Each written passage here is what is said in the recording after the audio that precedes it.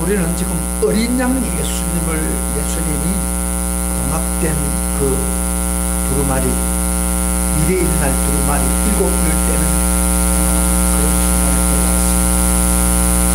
저번 주일날 내가 내 책을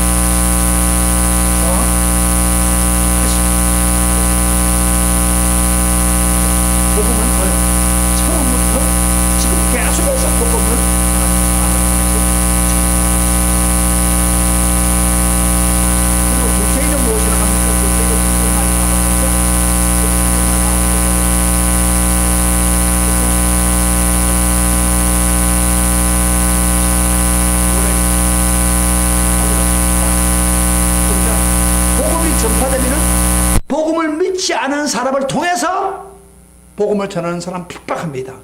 사탄이 역사하는 거예요. 그래서 핍박을 해서 사람을 죽이고 그렇게 됩니다.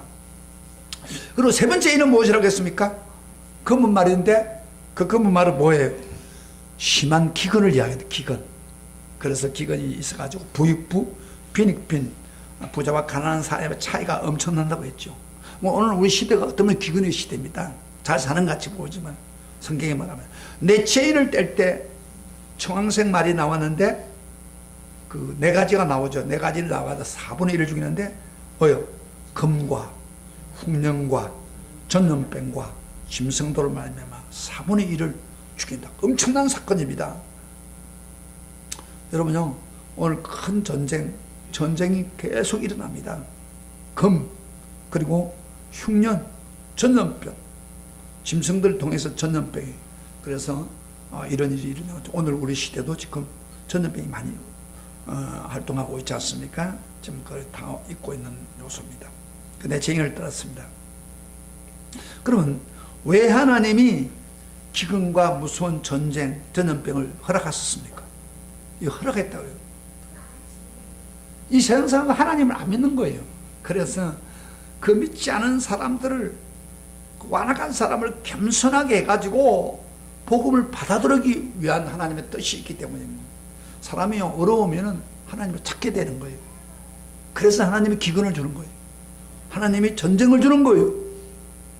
그래서 사람들이 하나님 믿도록 하는 거예요. 그리고 핍박은 왜 준다고 했으면, 핍박도 하나님 허락하심에 주어졌다고 했는데, 하나님이 허락하심에 위해서 핍박이 주어졌는데, 핍박해 주었어요. 우리 성도들에게 단단한 믿음, 확실한 믿음을 갖도록 하기 위한 거다.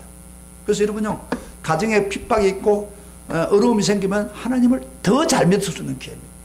오늘날 왜 믿음들이 희미하느냐? 예? 교회 와서 졸고 앉아있고, 자, 들어보세요. 벌써 졸고 앉은 사람 눈에 보여요.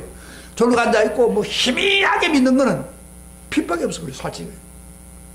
한번 코이 나고 나면 하나님 안 만들 수가 없어요. 너무 여유가 너무 많아. 그러니까 우리가 복을 달라고 해가지고 막 복을 많이 받아가지고 그런지 모르지만 안 되는 거예요. 좀 어려워야 하나님밖에 없습니다 하고 주님 의지한단 말이에요. 그래서 1인과 4인까지는 다 필요한 겁니다. 하나님이 우리를 믿게 하기 위해서. 할렐루야. 자, 오늘은 그러면 핍박을 주고, 그 다음에 칼을 주고, 전염병을 주고, 기근을 주다 보니까 성도들이 어떻게 됩니까?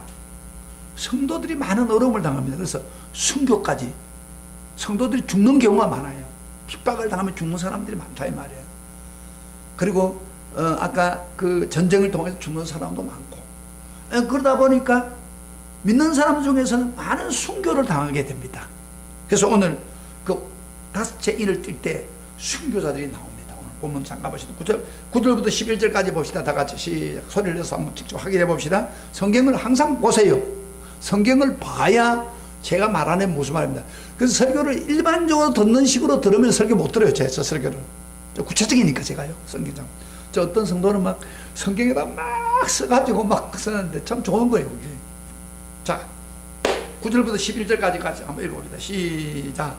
다섯째 인을 떼실 때 내가 보니 하나님 말씀과 그들이 가진 증거로 말미암아 죽임을 당한 영혼들이 제단 아래에 있어 큰 소리로 불러 이르되 거룩하고 참되신 대주제요 땅에 거하는 자들을 심판하여 우리 피를 갚아주지 아니하시기를 어느 때까지 하시려 하나이까 하니 각각 그들에게 힘 두루마기를 주시며 이르되 아직 잠시 동안 시대 그들의 동무 종들과 형제들도 자기처럼 죽임을 당하여 그 수가 차기까지 하라 하시더라.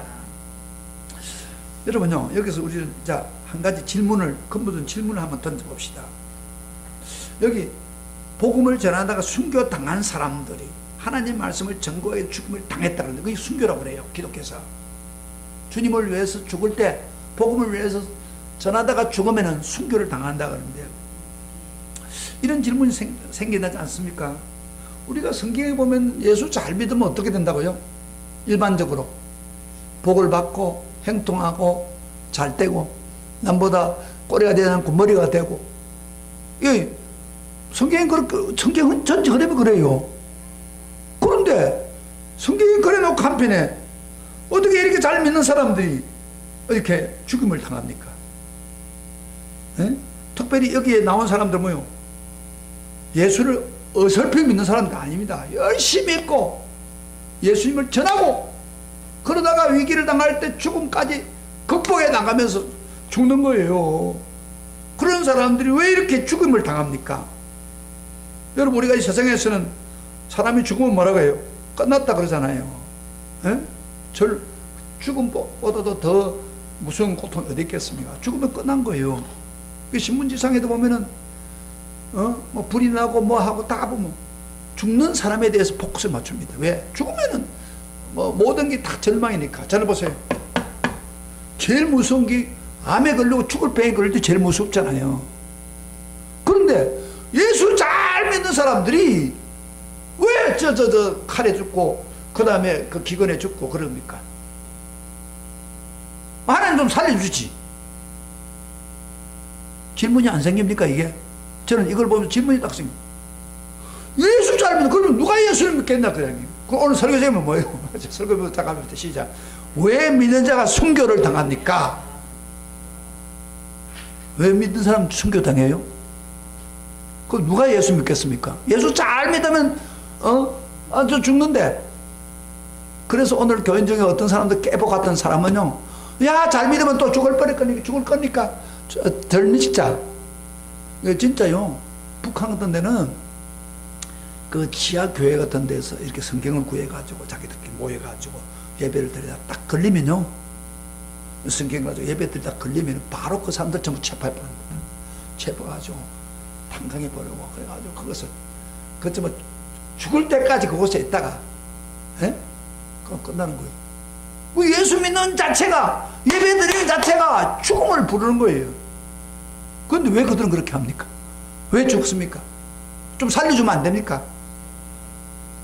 하나님의 막 강력한 힘으로 가지고 어떤 벼락을 때리든지 뭐 해가지고 죽기 직전에 구해주면 안 됩니까?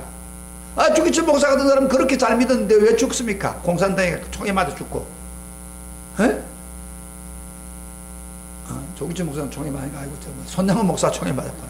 주기철 목사가 왜 또 죽습니까? 다 잘 믿는 사람. 우리 교회에서 항상 갔던 문중경, 신앙군의 그 섬을 변화시키는 그 사람. 그렇게 많은 영혼을 구원했는데 마지막 순간에 공산주의에서 창에 찔려가 죽었잖아요. 대창에 찔려가 죽고 총에 맞아 죽고. 예수 믿는 사람 왜 죽어요? 그 예수를 왜 믿겠어요? 살려줘야 더 믿지. 안 그래요? 여러분 알아야 됩니다. 이게 여러분이 위기가 올 때 이걸 모르니까 살짝 빠져나가 본단 말이야. 그건 믿음도 아니죠. 배신이죠, 일종의. 그러면 왜 예수 믿자? 그것도 예수를 대충 믿는 사람은 안 죽어요. 다 대충 빠져버려요. 그러나 진짜 믿는 사람은 죽어요. 우리 근사님 여기 북한에서 왔기 때문에 그러는데 주변의 사람들이 예수 믿다 죽은 사람 많았죠. 소개당한 거 봤죠, 직접? 봤잖아요. 잘 믿는 사람이 왜 그러냐 이 말이야. 이것도 어떤 해답을 우리가 가지고 있어야 될 거 아닙니까? 다 들어보세요. 제가 오늘 그 해답을 해드릴게 잘 타세요. 왜 하나님이 순교하도록 허락하느냐 그 말이에요. 자, 오늘 순교를 딱 할 때 하는데 이런 구절이 하나 나옵니다. 자, 왜 순교를 하나님이 허락을 하는가? 9절 보세요. 9절 다시 한번. 다섯째 인을 떼실 때 내가 보니 하나님 말씀과 그들이 가진 증거로 말미암아 뭐요? 죽임을 당한 영혼들이 죽었죠. 죽은데 예수 믿다 죽었단 말이에요. 그런데 어디에 있다고요? 제단 아래에 있어. 그렇죠. 제단 아래. 이 제단이 어디예요? 죽은 영혼이 간 제단. 죽은 영혼 지금 갔다. 지금 천국을 보고 있는 요한에게 보이는 거예요. 천국에 있는 제단 앞에 가 있는 거예요, 영혼이. 그러면 천국에 가서 제단에 있다는 말은 무슨 말입니까? 다 순교 당한 사람 다 그 가 있어요. 확실하게 천국 간 거예요, 그 사람들은. 오늘날은 또 뭐 예수 믿다가 믿는 건지 안 믿는 이런 사람들은 내가 볼 때는 천국 가기 힘들어요. 난 우리 교인들을 이렇게 보면은 교회 다니는 사람도 저 사람은 천국 내가 왔는지 판단할 수 없지만 저런 신앙 가지고 천국 못 가겠다 그런 생각이 있어요, 솔직하게. 그런 말은 안 하죠, 제가 자존심 있으니까. 그러나 그래서 어떻게 잘 믿고 제대로 믿게 하려고 하는 거 아니에요. 손도 커지고. 근데 어떤 사람은 그러세요. 내가 목사 입장에서 그러세요 하고 있는데 주님이 그래 오케이 그럴까요? 그런 사람들, 이 사람들은 지금 천국 다 가 있는 것을 순교 당한 사람은 다. 그 천국에 가서 뭐 합니까? 오늘 보면 천국에 영혼들이 제단 아래에 있어. 제단 아래에 있어. 제단 아래 뭐예요? 그 천국에는 하나님께 드리는 예배를 드리는 제단이 있어요. 여러분 원래 그 출애굽기에 나오는 제단 나오죠. 제단이 뭐냐면 양을 잡아가 피를 들어가지고 드린 거예요. 예수님이 십자가에 죽을 때 피를 흘려 죽을 때 제단에다가 하늘의 제단에다가 예수님 피를 뿌린 거예요. 그래서 우리 인간이 구원받습니다. 그와 마찬가지로 그들이 예수 잘 믿는 사람이 천국 가 있을 뿐 아니라 그들이 하나님을 기쁘시게 하는 제사 하나님 제사를 굉장히 기뻐하거든요. 하나님 앞에 그 영혼들이 제사를 드리고 하나님이 기뻐하는 일을 하고 있는 거예요. 순교자들이 하나님을 기뻐하는 제물이 되고 있는 거예요.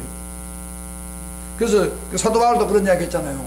내가 날이 가까우니 하나님 앞에 내가 제물이 되겠다 그런 이야기를 한 적이 있어요. 이 제물이 되는 하나님은 굉장히 제일 기뻐하는 거예요. 그게. 그러니까 이분들이 천국만 간 게 아니라 하나님이 기뻐하는 제물이 되는 걸 볼 때 예수님처럼 제물이 되는 거니까 하나님 얼마나 기뻐하겠어요. 너무너무 기뻐하는 거예요. 그들의 영혼을 보면서. 그래서 순교하는 자는 천국에 확실히 갈 뿐 아니라 가장 큰 상급을 받습니다. 그래서 11절에 그들에게 호소할 때 그들에게 뭐라고 해요? 11절에 봐요. 각각 그들에게 뭐요? 흰 두루마기를 주시며 이르되 잠시 동안 시대 동무의 형제들과 자기처럼 죽임을 당하면 그 수가 차이가 하더라. 두루마기라는 게 그 말이에요. 옛날에는 우리 코드처럼 두루마기 있어요. 흰 두루마기. 여러분 흰 두루마기를 줬단 말이에요. 그럼 하나님이 그 성도들에게 흰 두루마기를 줬다는 무슨 말입니까? 흰 색깔을 제가 이야기했죠 저번에. 뭐예요? 순결하다. 하나님이 순교당한 사람 영혼을 굉장히 순결하게 보고 깨끗하게 보고, 그리고 흰 것은 승리를 또 이야기합니다. 승리를 표시하고 있는 겁니다. 우리 예수님이 흰말을 타고 승리한 것처럼, 다시 말하면 육체의 부활 후에 얻을 승리와 영광을 표현하고 있는 겁니다. 큰 상급을 지금 이야기하고 있는 거예요. 그래서 지금 현재는 쉬어 있으라, 너 순교자가 참이는 내가 심판하겠다, 그런 이야기를 한 거예요 지금. 그래서 이 순교자들에게 천국은 100% 가고 하나님이 최고의 상급을 주신다 말이에요. 근데 그들이 이제 외쳤어요. 이렇게 그 영혼들이 호소를 했는데 10절에 이렇게 말한다. 참되신 대주세요. 땅에 거하는 자들을 심판하여 우리 피를 갚아주지 아니하기를 어느 때까지 하겠습니까? 순교당한 사람이, 우리가 죄도 안 졌는데 그들이 우리를 죽였으니까, 공산당대 우리 죽였어요. 하나님 갚아야 되지만 공의로운 거니까 하나님 갚아줘야 되지 않겠습니까? 그랬더니 하나님이 잠시 쉬어라. 너희 동무들처럼 순교당한 사람의 어떤 수가 차기까지, 차기까지 참아라, 그런 이야기입니다. 그러면 어떤 숫자가 차면은 내가 심판해야겠다, 그런 이야기입니다. 그래서 지금도요, 우리가 복음에 들어간 곳에 반드시 순교자가 생깁니다. 아직 숫자가 다 못 찼어요. 자, 그러면은 우리 여기서 우리 성도가 순교하면 어떤 유익을 있는가 세 가지만 해서 정리해 봅시다. 첫째로 어떤 유익이냐? 첫째는 천국에 확실히 가고 천국에 가장 기쁘게 했으므로 제일 큰 상을 받는 겁니다. 여러분은 우리 세상에 어떤 상보다도 천국 가면 제일 큰 상이 순교자라는 사람, 예수를 위해 죽은 사람, 이거 꼭 왔어야 돼요. 하나님은 가장 기쁘게 하는 재물이 되기 때문에. 그 다음에 두 번째로 순교를 당하면은 그 순교 당한 그 지역이 복음화되고 복음이 활성화됩니다. 여러분, 지역이나 나라가 복음화될 때 반드시 순교의 씨가 뿌려지고 난 후에 교회가 부흥되고 발전합니다. 예를 든다면 초대교회가 성도들이 얼마나 순교 많이 당했습니까? 예수님이 제자 중에 야고보도 죽었고 서대반도 죽고, 그 다음에 그 밖에 사람들 얼마나 순교의 뿌리를 묻습니까? 그 사람들 때문에 로마가 복음화된 겁니다. 순교의 씨가 뿌려진 거예요. 저절로 복음화되는 게 아니에요. 우리 한국 예를 들어 봅시다. 우리 한국이 가장 급성장하다고 그러잖아요, 교회가. 그런데 그 이유가 뭐예요? 얼마나 많은 사람이 순교를 당했습니까? 일제시대도 그렇고 시사참여 문제 때문에 공산주의들에게도 많이 끌려 죽고, 그런데 그 순교의 피가 한국 교회를 부흥시킵니다. 그래서 이 순교는 굉장히 거룩하고 중요한 것입니다. 만약에 순교의 피를 쏟아 붓지 않았다면 부흥 안 됩니다, 그 지역이. 그래서 우리가 복음을 전하는 사람들은, 자 들어보세요, 순교의 각오를 가져. 오늘날도 선교사들은 가가지고 순교를 당하고 그래요. 요새 특별히 이슬람교 계통이 아주 위험합니다. 이슬람은요, 그들은 복음이 칼을 쥐고 코란을 치고, 우리 전장은 죽이라고 해요. 저 무슨 새라도 복음을 전해라 그러고. 그렇기 때문에 그 사람들한테 예수 믿는 사람 걸리면요, 뭐 칼에 죽고 그래요. 그럼에도 불구하고 우리 예수 믿는 사람은 죽음을 하려고 죽습니다. 그런 사람들이 있는데 오늘날 한국교회 성도들 예배 드려가지고 졸고 앉아있고 다른 일 세계 빠져가 세상 빠져가지고 안 믿는 건지 이러고 있으니 얼마나 답답한 거예요. 그 사람들이 천국 갈 수 있겠어요? 그런 사람을 비하면. 그리고 셋째로 순교는 바로 세상을 심판하는 이유가 됩니다. 주님이 왜 오시지 않습니까? 순교의 숫자가 적음으로 심판을 해야 되는데 그 숫자가 차면은 오겠다는 거예요. 심판하겠다는 거예요.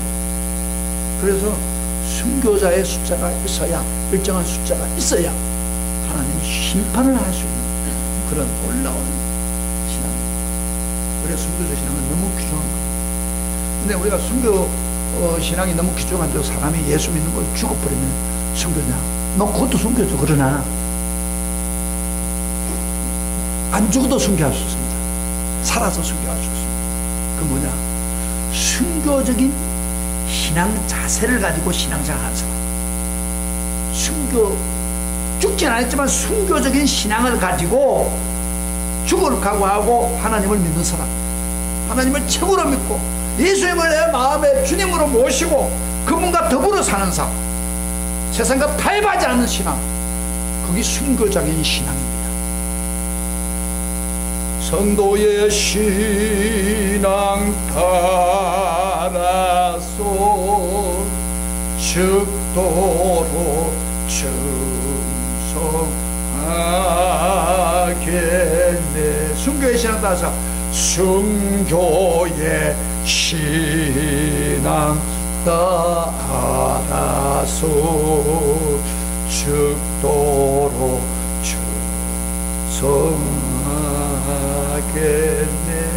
정말 그렇습니다. 이 순교의 신앙 참 귀한 겁니다.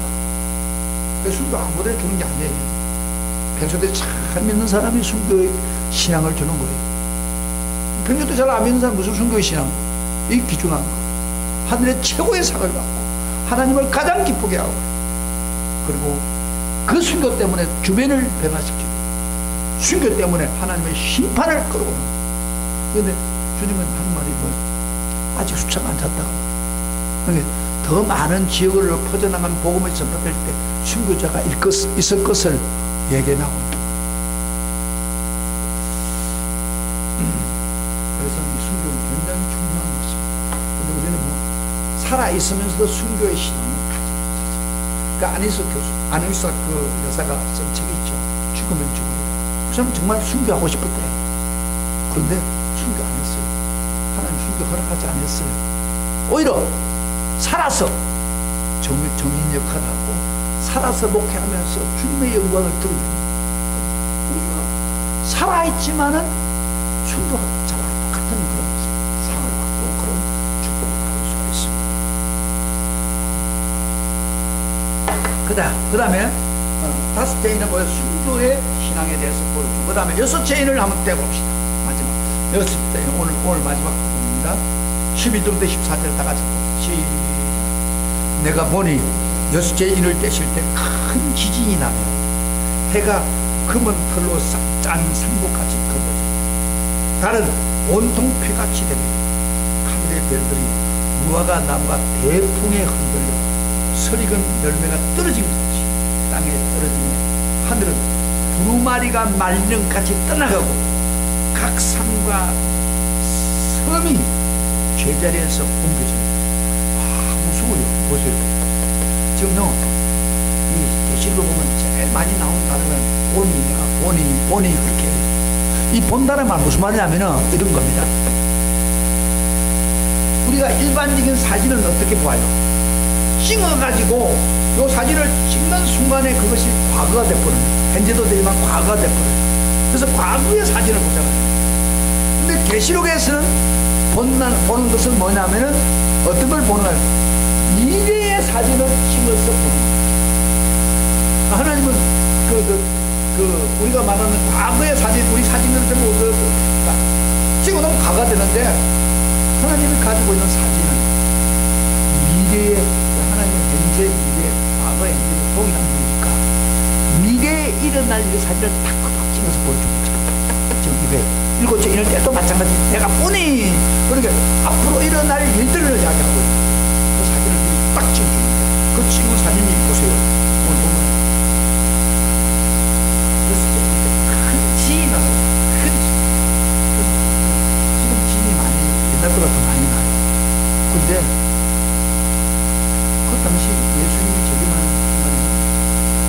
큰 지이 쪼개져버리고 막 하여튼 그런 큰 일이 벌어지는 거죠. 그 다음에 여기 보면 또 일어난 재난을 이야기합니다. 오시기도 재난. 그 다음에 큰 일이 나면 해가 검은 털로 짠 상복같이 검어지고, 그 말은 무슨 말이냐면은 비율을 되게 혼란해가지고 검은 털로 가지고 까만 상복 있잖아요. 그 해가 까만 상복처럼 까매진다 그런 이야기예요. 그 무슨 말입니까? 들어봐요. 자, 이거 설명해 드릴게요. 여러분, 해가 어떻게 돼야 돼요? 원래 빛이 비춰야 되고 환해져야 되잖아요. 그런데 해가 시커매진다. 그러면 무슨 일이 벌어집니까? 열이 없으므로 막 너무너무 추워지는 거예요. 지구가. 안 그래요? 그럼 빛이 없으니까 어두움으로 가득 차는. 여러분, 해가 상복처럼 까매져 버리면 온 세상에 햇빛이 없어요. 캄캄해지는 거예요. 얼마나 밤이 낮에 없어요. 그리고 해가 없으면 얼마나 춥는지 모릅니다. 그래서 우리가 햇빛이 심지니까 낮에 왔다가 뭐요, 그래도 따뜻하다. 오늘 교회 온 사람들 왜 이렇게 졸만한다고. 사탄의 역사하고, 너 졸아라, 너 계시록은 보지 말아라, 듣지 말아라, 그리고 너 멋대로 살아라. 그런 사람들한테 하나님, 아주 사탄이 눈을 감기는 거예요. 너 그 계시록 듣지 마라. 왜? 계시록 들으면 바로 믿어야 되니까 듣지 말라. 그런 사람한테 사탄이 지금 잠을 탁탁 듭니다. 그런 사람 되기를 원합니까? 케이스 되기를 원해요. 근데 왜 졸아요? 저는 거지를 가지고 왔어요. 하나님, 저는 그 이기게 해달라. 예수 이름을 명하노니 저런 마귀는 이 시간에 이 자리에서 완전히 떠날지어다. 성도를 졸게 만들고 설교 못 듣게 막는 악한 사탄은, 계시 말씀을 듣지 못하게 하는 악한 사탄은 이 시간에 성도들을 보면서 성도의 머리에서 떠날지어다. 예수는 명령하오니. 제가 어제부터 지금 건수를 지었습니다. 자, 그렇게 했는데도 졸고 앉아서 그건 사람도 아니에요. 들어보세요. 설교 굉장히 중요한 설교 지금 하고 있는 거 지금요. 이런 일이 지금 벌어진다는 거 지금. 그 다음에 무슨 일이 생겼죠? 그 다음에 온 세상에 마지막 큰 재난이 온다 이 말이에요. 그 다음에 달은 온통 피같이 되고 달이 정상적인 기능을 발휘 못하는 거예요. 그 다음에 하늘의 별들이 무화과 나무가, 하늘의 별들이 무화과 나무가 태풍에 흔들려 서리는 열매가 떨립니다. 여러분요, 태풍이 불면은 무화과 나무가 읽지를 못하는 것들 쑥 다 떨어지잖아요. 그 같이 땅에 떨어지면 하늘의 별들이 땅에 떨어진다. 무서워요. 그러면 하늘의 별 맞는데 이 별이 땅에 떨어지면 지구에 떨어지면 어떻게 될까요? 지구가 막 얼마나 많은 충동을 받겠습니까? 깨지고 막 지구 난리가 날까. 지구에 큰 별이 떨어진다고 상상해봤어요. 얼마나 무섭겠습니까? 좀 그런 일이 벌어진다는 거예요. 그 다음에 또 무서운 게 있어요. 하늘은 두루마리 말리는 같이 떠나가고. 하늘이, 우리 하늘 보잖아요. 하늘이 두루마기를 막 이렇게 돌려가지고 한 것처럼 하늘이 없어져 버린다. 여러분, 하늘이 없어지면 어떻게 될까요? 하늘이 지금 여기 하늘이 한번 상상해. 아, 이거 이거 예수님 말씀이니까 이건 진짜 그런 거. 하늘이 말려지면 어떻게 돼? 공기가 제대로 순환이 안 됩니다. 그래서 공기 숨기가 힘들고 새가 말이 날 수도 없어요. 하늘이 없으니까. 뭐 우주가 돼버린다, 쉽게 말하면. 그 다음에 또 보세요. 각 산과 섬이 제자리에 옮겨져요. 제자리에서 옮겨집니다. 그 순간에 큰 지진 때문에. 예를 들어서 멀리 갈 필요 없어요. 여기 청계산 있죠. 청계산이 예수님 오는 순간에, 마지막 그 순간에 보면 청계산이 어디로 가 필요 없어요. 이렇게 큰 산이 똑바로 맞아가지고 쫙 종로로 가 있을 수도 있고, 섬이 다 날아가 버린 거예요. 예, 여기서 교인들은요, 이런 이야기를 보면서 어떻게 이러고, 그게 아니고, 이거 뭐 성경은 다 그런 거니까. 하나님은 너무 불신해요. 이 실질적으로 이런 일이 벌어지는 거예요. 자, 봅시다. 이런 큰 변화가 생기면 어떻게 될까요? 살 수 있어요, 없어요? 살 수 있어요, 없어요? 없습니다. 지금요, 지금도 보세요. 지금도 우리 세상 사람들이 뭘 하고 있느냐면은 일산화탄소가 너무 많아가지고 지구촌에 오존층이 파괴된단 말이에요. 오존층 파괴돼가지고 북극에 얼었던 그 얼음이 지금 녹아내린다. 그래가지고 얼마 전에 신문에 보니까 그 북극이 녹아가지고 대사로 난 그 땅에 이 큰 나라들이 미국이나 또는 러시아나 중국이 하나의 전쟁 기지로 만들고 있는 거예요. 무기 기지로. 신문이 났어요. 그렇게 많이 없어진답니다. 그리고 또 지금도 여러분 그 섬이 말이에요. 물이 바닷물이 높아지니까 섬이 많이 없어진대요. 우리는 못 느끼는데 섬에 있는 사람은요, 몇 년 전보다도 섬이 잠겨버린 거예요. 이게 더 심해질 거예요, 앞으로. 그 다음에 또 지금 요새 이상기온 생기죠. 열대야, 이번 여름에 얼마나 힘들었습니까? 열대야 현상, 이상기온 때문에 오는 거고, 지금 갑자기 추워진 것도 마찬가지예요, 사실은. 그러니까 이것이 예수님 말씀대로 좀 가까이 가면 어떻게 되냐? 더 더 심해져 버린 거예요. 그러니까 그런 일이 벌어지면 이 재난이 큰 재난이 온다는 거예요. 그럼 우리 제비 조수 못 삽니다. 근데 이 놀라운 사실은 우주에 큰 재난이 오는 게 이게 계시록만 기록된 있는 게 아니라 구약에서부터 예언이 된 거예요. 놀라운 사실 제가 오늘 찾아뵈 드릴게요. 이사야 34장 1절부터 4절 다 같이 펴세요. 이사야 34장 1절. 예수님이 오시기 전 7, 800년 전에 벌써 세상이 어떻게 될 것인가 이야기를 하고 있습니다. 자, 잠깐 성경 찾아봐 직접 보세요. 직접. 이 성경은 에사야서는 예수님 오시기 전 7, 800년 전에 있었던 책입니다. 다 같이 읽어보겠습니다. 1절부터 4절까지 시작. 열국이여, 열국이는 다른 여러 나라를 말합니다. 너희는 나와서 들을지어다. 민족들의 귀를 기울이지. 땅과 땅에 충만한 것, 세계와 세계에서 나는 모든 것이 들을지어다. 대저 여호와께서 열방을 향하여 진노하시며 그들의 왕군을 향하여 분내사 그들을 진멸하시며 살육당하게 하신 자, 그 살육당한 자는 내던진 바 되며 그 사체의 악취가 솟아오르고 그 피에 산들이 녹을 것입니다. 그 다음부터입니다. 그 다음부터 시작. 하늘의 만상이 사라지고 하늘들이 두루마리 같이 말리되, 두루마리 말린 거 나오죠? 구약에 있는 이야기예요. 그 만상의 채자남이 포도나무 잎이 마름 같고 무화과 나무 같이 잎이 마름. 하늘이 고만 말라져 버린다. 성경에 있는 이야기, 여기 제 이야기 아니에요. 하나님 벌써 600년 전에, 예수님 오신 600년 전에 예언한 거예요. 그리고 또 더 놀라운 사실은요, 우리 예수님 말세에 대한 예언을 할 때에, 말씀할 때 이런 재난이 일어난다고 예수님 직접 언급했어요. 예수님 직접 언급했어요. 24장 봅시다. 마태복음 24장 29절부터 30절.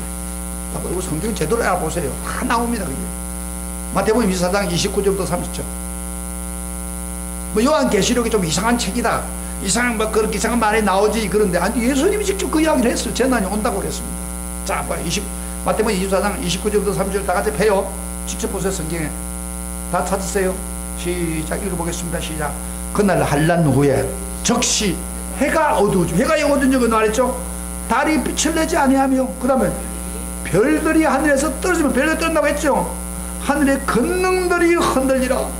그때 인자와 징조가 하늘에 보이겠고 그때 땅의 모든 족속이 통곡하며 그들이 인자가 구름을 타고 능력과 큰 영광으로 오는 것을 보리라. 예수님 분명히 했죠. 예수님이 오시기 직전에 큰 대자연의 변동이 생깁니다. 예수님 자신이 그렇게 얘기한 거예요. 제 이야기 아니에요. 계시록에도 이야기했지만 예수님 자신이 그래요. 그러면 이들은 왜 통곡합니까? 예수님이 오는데 좋아가지고 맞이해야 되는데 왜 모든 족속이 통곡하면 그 인자 구름을 타고 오는 걸 보리라고 했어요. 오늘 요한계시록에 다시 들어가서 6째 이럴 때 통곡하는 사람들 나열을 해놨어요. 우리 15절부터 17절 같이 읽고 있어요. 요한계시록 다시 들어가서 한번 봅시다. 왜 통곡하는 것이다? 통곡하는 사람들이 많이 있죠. 16장 15절부터 17절 다 같이 시작. 땅의 임금들과 왕족들과 장군들과 부자들과 강한 자들과 모든 종과 자유인이 굴과 산들의 바위 틈에 숨어 산들과 바위에 말하되 우리 위에 떨어져 보좌에 앉으신 이의 얼굴에서와 그 어린 양의 진노에서 우리를 가리라. 그들의 진노의 큰 날이 이르렀으니 누가 능히 서리요 하더라. 여기요, 주님 재림할 때 7종류의 사람들이 통곡합니다. 특별히 오늘 자 봐요. 임금들이 통곡한다는 거예요. 그 다음에 왕족들, 장군들, 부자들, 강한 자들, 이 사람들도 한마디로 말 뭐예요? 기득권 있는 사람, 권세와 돈을 다 가진 사람들이 통곡을 한다는 거예요. 막 도망간다는 거예요. 겁이 나서 통곡하는 거예요. 왜 그럽니까? 굴과 산의 바위 틈에 숨어서 어린 양 진노에서 우리를 가리라 그렇게 한다 이 말. 이 사람들이 우리 예수님의 재림이 얼마나 무섭다는 것을 보여주고 있습니다. 그들은 힘이 있었습니다. 돈이 있었습니다. 근데 왜 그들이 뭐였냐? 복음이 전파될 때 돈이 있고 힘이 있다 보니까 주님의 재림에 대한 경고를 들어도 세상에 빠져서 복음의 귀를 기울이지 않고 복음을 받아들이지 않으므로 지금 예수님이 오시는 순간에 어린 양 진노 때문에 당할까 싶어서 들어와서 도망가는 거예요. 지금 잘 보세요. 특별히 기득권 있는 사람들, 돈 있는 사람들 복음 안 받아들입니다. 그 순간에 예수님이 재림하는 순간에 대성통곡을 한다 이 말이에요. 그런 사람 안 되기를 축복합니다. 아멘. 그 다음에 또 그만 그런 게 아니고 아까 뭐요, 종들과 그 다음에 뭐요, 자유자들, 이 사람들은 좀 가난한 사람들이죠. 이 사람들은 왜 안 받아들였습니까? 복음을. 저 살기 바쁘다고, 돈 부린다고, 그러다가 막 하다 보니까 이 사람들도 나중에는 복음, 예수님이 오는 순간에 복음을 믿지 못하게 되죠. 그리고 대성통곡을 합니다. 그러니까 뭐 위대한 자, 큰 자, 그 상관없이 다 예수 안 믿는 사람은 다 산이야 바위야 가리라 하고 외치는 날이 온다고 통곡을 한다. 그럼 뭐가 무서워서 이렇게 통곡을 해요? 왜 도망가요? 이 어린 양의 진노가 뭐예요? 구체적으로 예수 안 믿으면 뭐예요? 영원히 지옥에서 펄펄 뜨는 지옥에 들어가서 영원히 후에 그곳에서 슬피 없는 일을 가는 삶을 살기 때문에 그들은 겁이 난 거예요. 잘 들어? 지금 그 이야기를 하고 있는 거예요. 그래서 산이야 바위야 나를 가리라 그 말은 그 짓눌리라고 말, 예수님 짓누를 못 보겠다 그 이야기. 이 가리란 말은 산이야 바위야 가리라는 것은 짓눌러서 그 돌이나 산이 나를 짓눌러서 어린 양 예수 못 보게 해주시오 그런 이야기. 왜? 너무 무서운 심판이 오니까. 사랑하신 성도님 잘 드세요. 지금 여러분들은 이 설교를 들으면서 대충 예수님이 그렇구나 하는데 대충 믿다가 예수 믿다가 나중에 마지막 갔을 때 주님 재림하는 그 순간이 오면은 여러분 어떻게 하시려고 그래요? 그 뻔뻔하게 나 예수 잘 믿었어요 그렇게 할 수 있겠어요? 에? 그러나 여기 사랑하는 성도님, 예수 잘 믿는 사람은, 순교를 각오하고 믿는 사람은, 또 순교자들은 예수님 올 때 어떻게 해요? 예수님 기다렸습니다. 주님 재림을 한다. 어서 오세요. 어서 오세요. 난 너무 예수 믿는다고 힘들었습니다. 주님 오세요. 주님 기다렸습니다. 그렇게 반응할 거예요. 그래서 초대교회 성도들은요, 그 인사가 무슨 인사냐면 이런 인사가 있습니다. 사람을 딱 만날 때 초대교회 사람들은 잡히면 그 사자굴 속에 들어가고 사자에 찢겨죽고 불에 태죽고 그렇단 말이에요. 그 당시에. 그런데 그 사람들은 인사가 뭐냐, 마라나타, 마라나타. 무슨 말이냐면 주님 빨리 오십니다. 마라나타, 주님 빨리 오십니다. 참으세요. 주님이 빨리 옵니다. 참으세요. 지금 그 이야기예요. 마라나타가 그들의 인사입니다. 근데 오늘 교인들은요, 주님이 빨리 오십니다. 아이고 빨리 안 왔으면 좋겠다 이러고 앉아있는 사람도 많아요. 예수를 잘 믿고 진실하게 순교적인 성도로 사는 사람은 그렇게 반응합니다. 여러분 어떻게 반응할 것 같아요? 예수님이 지금 온단 말이에요. 아까 막 대자연의 큰 배낭이 생겨가지고 예수님이 막 구름 타고 왔다! 그럼 어떻게 반응할 거예요? 어떻게 반응할게요? 아이고 주님 못 보겠습니다. 얼굴 내가 믿었더니 확 드러나거든요. 주님 내 얼굴을 못 보여서 나 예수 믿는 건지 안 믿는 건지 나 모를 정도로 믿었습니다. 큰 바야 가리라 뭐 바리라 이런 거 아마 도망갈 거예요. 양심 있는 사람이라면. 그런데 예수 믿고 수교적인 신앙으로 살면서 핍박과 어려움을 당하고 그래도 견디면서 믿는 사람은 예수님 빨리 오세요. 제가 기다렸습니다. 기다렸습니다. 이 두 종류의 사람밖에 없습니다. 예수님 오실 때 두 가지 반응밖에 없어요. 여러분 어디에 속할 것입니까? 여러분 어디에 속할 것 같아요? 예? 앞으로 어디에 속하기를 원합니까? 이 어린 양의 진노는 거둬갈 수 없어요. 여러분 어린 양이라는 것은 예수님은 어쩌면 자비로운 분이에요. 아주 은혜가 많은 분이에요. 자기 몸을 피를 흘려서 피를 흘리면서 우리를 구속해서 사셨습니다. 오늘 또 예수님은 우리를 참으십니다. 다 열심히 믿고 하나님 믿기를 원하는, 지금까지는 계속 자비로운 분입니다. 긍휼이 많은 분입니다. 그러나 예수님이 재림하는 순간에는 완전히 다른 문화로 나타납니다. 이 뭐냐? 공의로운 분, 용서하지 못하는 분. 그때는 용서도 없습니다. 무섭게 심판하는 분. 그리고 지옥으로, 하나님 안 믿고 제대로 지옥으로 바로 던져있는 예수님. 무서운 천사로 나타납니다. 예수님 그때 가서 뭐 대충 봐주겠지. 절대 안 봐줍니다. 그러니까 어린아이 진노가 이렇게 무서워요. 할렐루야, 할렐루야. 우리 지금 요한계시록 하는 이유가 뭘 같아요? 지금 예수님 오시는 것으로 대비한다. 왜 하나님이 여섯 때 이럴 때면서 이렇게 보여줍니까? 왜 정신 차려? 이건 실질적으로 일어날 일입니다. 일어나고 있습니다. 지금 믿음 준비되었습니까? 오늘 말씀 잘 들어주고 다음 주에 꼭 참석을. 장전 7장에서는 그 예수 믿는 사람을 구원해주는 하나님의 인 맞는 사건이 나옵니다. 이제 인을 맞아야 돼요. 그걸 설교를 할 건데 이 일곱째, 여섯째 인을 띄는데 얼마나 무서운지, 일곱 지장 이는 얼마나 더 무섭겠는지 계시록 기대하세요. 할렐루야. 기대하고 우리 신앙을 다시 한번 되돌아보는 축복의 시간이 되기를 주의 이름으로 축원합니다. 우리 다 같이 일어나서 이 찬양하나.